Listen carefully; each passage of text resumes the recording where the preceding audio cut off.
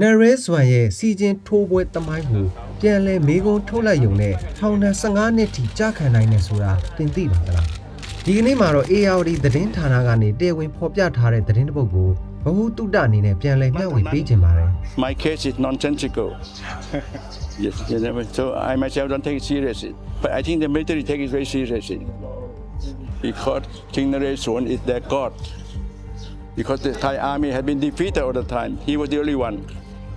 who brought victory to this country. So you cannot touch him. So he become God Almighty. အဲ့ဒီဖြစ်ပျက်ကတော့ထိုင်းနိုင်ငံမှာတကယ်ဖြစ်ပွားခဲ့တာပါ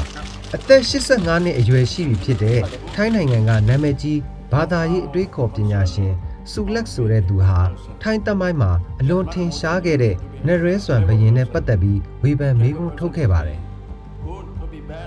သူကမေးခွန်းထုတ်တဲ့အဓိကအချက်လက်ကတော့1593ခုနှစ်မှာဖြစ်ပွားခဲ့တဲ့ဆိုတဲ့နရဲစွမ်းနဲ့မြန်မာအင်ရှင်မင်းကြီးစွာတို့ရဲ့နောင်စရိုင်းစင်စီချင်းထိုးပွဲဟာအမှန်တကယ်ရောဖြစ်ပွားခဲ့တာဟုတ်ရဲ့လားဆိုတဲ့အချက်ပါပဲ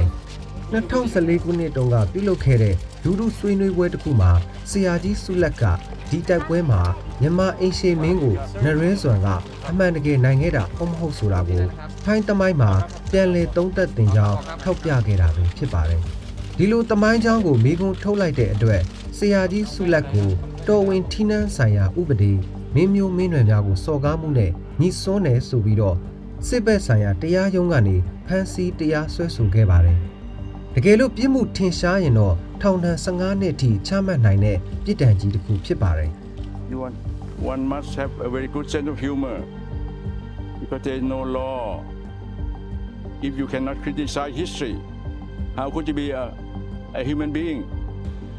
I criticize what happened 500 years ago. If that is wrong, then how could you be a human being? တကယ်တော့ဒီတော်ဝင်ထီးနှန်းဆိုင်ရာဥပဒေဆိုတာလက်ရှိတက်ရှိထင်ရှားရှိနေတဲ့ဘရင်နဲ့မိသားစုတွေကိုကာကွယ်ပေးဖို့ရေးဆွဲထားတာပါ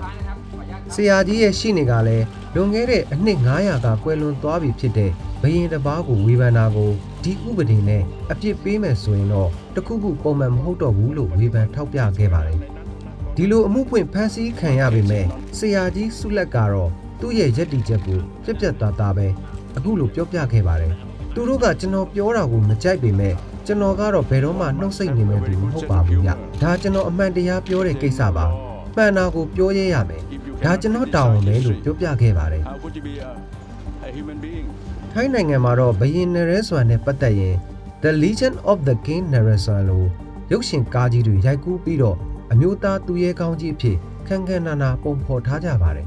ဒါကြောင့်လဲဒီလိုပါဇက်ရာဇဝင်တွေဒဏ္ဍာရီတွေနဲ့ရောထွေးနေတဲ့သမိုင်းကိုအမှန်တရားအတိုင်းပြန်လည်ဆန်းစစ်ဖို့ကြိုးစားတဲ့အခါကြီးမားတဲ့အခက်အခဲတွေဥပဒေပိုင်းဆိုင်ရာအရေးယူမှုတွေနဲ့ရင်ဆိုင်ရတာပဲဖြစ်ပါတယ်အခုဖြစ်ပျက်ကိုကြည့်မယ်ဆိုရင်သမိုင်းဆိုတာအမြဲတမ်းအရှိတရားတသက်မဟုတ်ဘဲတစ်ခါတရံမှာမေးခွန်းထုတ်လို့မရတဲ့ယုံကြည်မှုတစ်ခုအဖြစ်ဘလောက်ထိအမြင့်တွယ်နေတယ်လဲဆိုတာကိုတွေ့မြင်နိုင်ပါပါ